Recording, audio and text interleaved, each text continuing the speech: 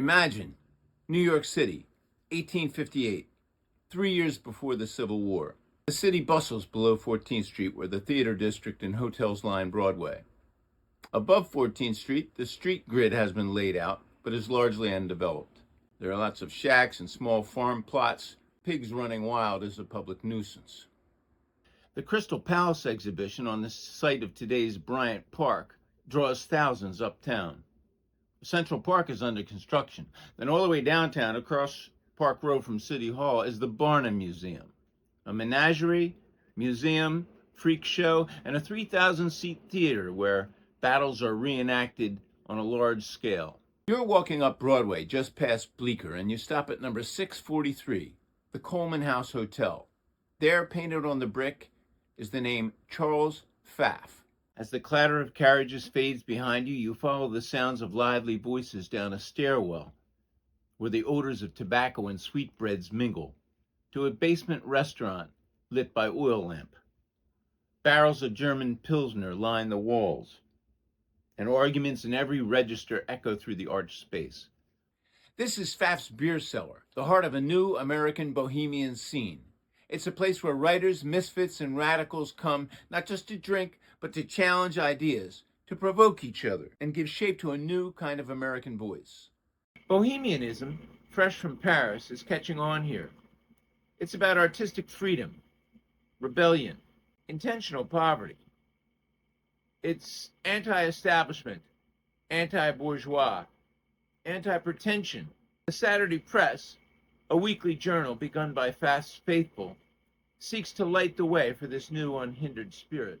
So welcome to my book talk. My name is Mark Crane. My book is the New York Saturday Press Omnibus Edition. Today I want to take you back to that world, to introduce you to its heroes, its vices, its honest human charm. And I want to explain why I spent the last few years bringing the forgotten work of the Saturday Press writers back to life. At the head of a long table that actually extends under the sidewalk of Broadway sits Henry Clapp, a Nantucketer, a former ship's captain, but here in New York City, crowned by his subjects, the king of Bohemia. Thin, dark-bearded, puffing on a clay pipe, Clapp is equal parts editor and provocateur. He invents the Saturday Press, hustles to raise money for it, and steers it through its entire run. A fellow newspaperman, a few years younger than Clapp, Walt Whitman, sits in the shadows. He's already caused a stir with his poetry collection, Leaves of Grass, which is so shocking in its sensuality that many critics have called it obscene. Clapp and Whitman understand that negative attention is good for business, and they welcome the scrutiny. Seated centrally is Jane McElhaney, who has recently taken the pseudonym Ada Clare from an orphaned Dickens character. Financed by an inheritance from her plantation-owning father, Ada left Charleston at 19, chasing a life on the stage, bound for New York and Paris. She returned from Paris in the family way, but not married. Undaunted, refusing to be ruined, Ada embraced single motherhood and began building a social network as the Queen of Bohemia. She contributes social commentary and theater criticism to the Saturday Press, writing both with a warmth and a sharp wit. Leaning against the bar is Ned Wilkins, a young, brilliantly entertaining theater critic from Boston. His manner of dress is impeccable. His sense of humor is coolly satirical and relentlessly waggish. Others fill out the scene. William Winter, the earnest poet. His sweetheart, Elizabeth Campbell, the Scottish novelist. Fitzjames O'Brien, the hard-drinking and bellicose Irishman, sometimes called the Celtic Poe. In seasons to come, a young man calling himself Mark Twain will find his way to their company, contributing short stories. And there are scores of others who will contribute to the Saturday Press during its short run. We know exactly what the life of one of these writers was like in this antebellum period, thanks mainly to a diary kept by Thomas Gunn, an English-born New Yorker who wrote and illustrated for New York City newspapers. Gunn was typical. He was in his 20s and lived in a boarding house on Bleecker Street. He would wake in his garret, take breakfast with fellow boarders, and begin his day with a walk to Park Row, also known as Newspaper Row, where, across from City Hall, printing presses produced a daily torrent of penny sheet newspapers in dozens of languages. There he would shop his story ideas, deliver finished work to editors, and collect whatever payments he could. $4 for a story, $6 for an illustration, maybe $7 to serve as editor for a week. Around midday, Gunn would gather with other journalists at Crook and Duff's restaurant on the ground floor of the New York Times building. Boisterous conversation and spirited drinking ruled the day until the men returned to their printing houses, or returned uptown to write, visit a brothel on Mercer Street, or continue carousing at Pfaff's or an even less reputable saloon. After dinner with fellow boarders, Gunn might stroll through Washington Square Park or along Broadway with friends, or visit family brownstones where young women regularly entertained prospective suitors. But the young writers who produced the Saturday Press were more than just a social circle. To this early intellectual society, they brought a clash of values. The late 1850s were a time of upheaval. Abolitionists like the Grimke sisters were publishing shocking exposés of Southern slavery. Other radical causes were gaining steam. Women's rights, temperance, spiritualism. The King of Bohemia was not pleased with any of it. Henry Clapp mocked reformers. He published pieces that derided Grundyism, a term based on the finger-wagging theatrical character Mrs. Grundy, meaning much the same as today's political correctness. Funded largely by Southern sympathizers, Clapp insisted that literature should be art, not activism. Yet the legacy of the Saturday Press does not belong to Clapp alone. Most of its writers were young, idealistic, and enthusiastic. Like most New Yorkers, they embraced the spirit of change, even if it challenged the old social order. After 103 issues, Clapp's finances ran dry and the journal folded. Within months, American bloodlust led to a civil war that killed more Americans than all other U.S. wars combined. Shortly after the war's end, Clapp secured financing for a second iteration of the Saturday Press that would last another 44 issues before its final wrap. Such a brief run, such a small circulation. And yet the Saturday Press earned a reputation far beyond its means. Twain and Whitman would become icons.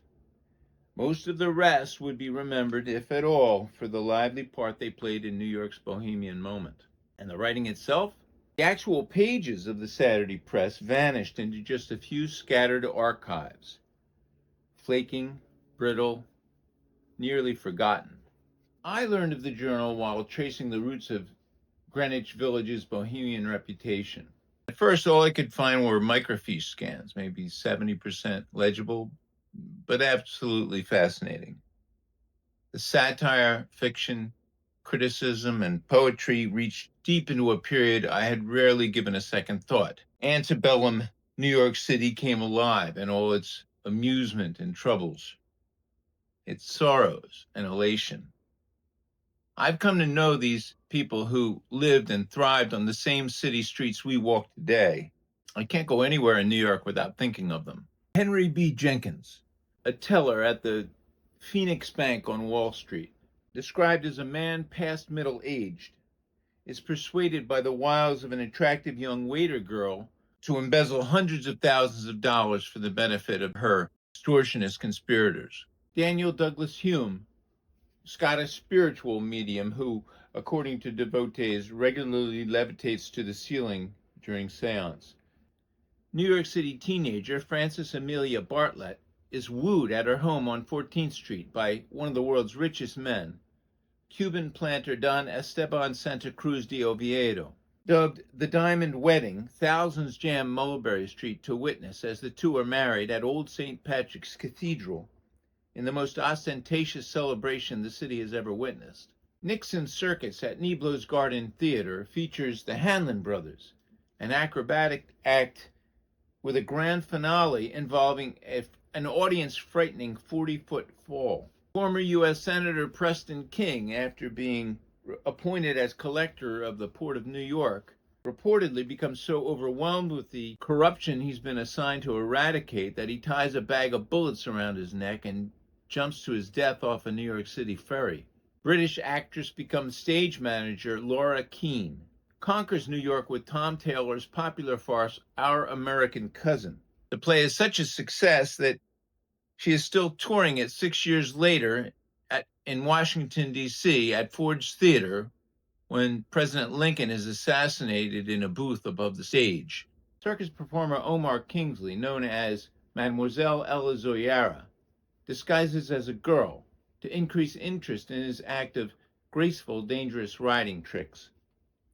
Though he is eventually exposed and will abandon the popular character, he will return as Zoyara for benefits. Tommy, Takeshi Onihiro, a 17-year-old interpreter and one of the youngest members of Japan's first diplomatic mission, quickly becomes immensely popular in New York City.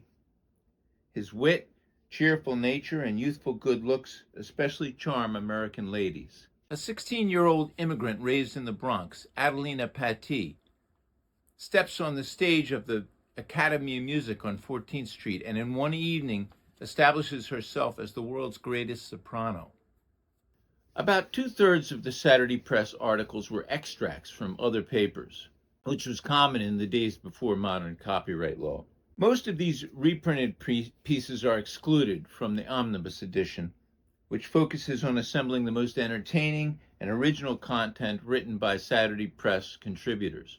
I've included a generous sampling of the journal's original advertisements, an extensive glossary of period terms and names, brief biographies of the contributors, and a scrolling map of Broadway.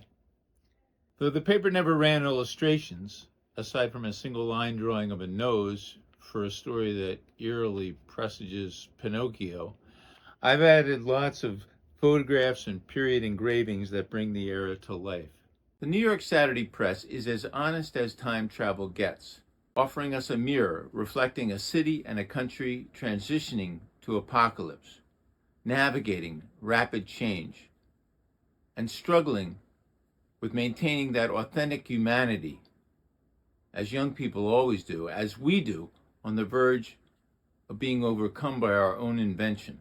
We strive to connect with the ideal of aestheticism, valuing beauty and art for their own sake, in a world that threatens to create knowledge that will trivialize those aspirations. If our city's history fascinates you, as it does me, if you have a passion for the theater, if you want to get to know these early Bohemians, I invite you to explore this collection. It's messy, brilliant, problematic, and full of life, much like our city itself. Thanks for listening. I hope you enjoy the book.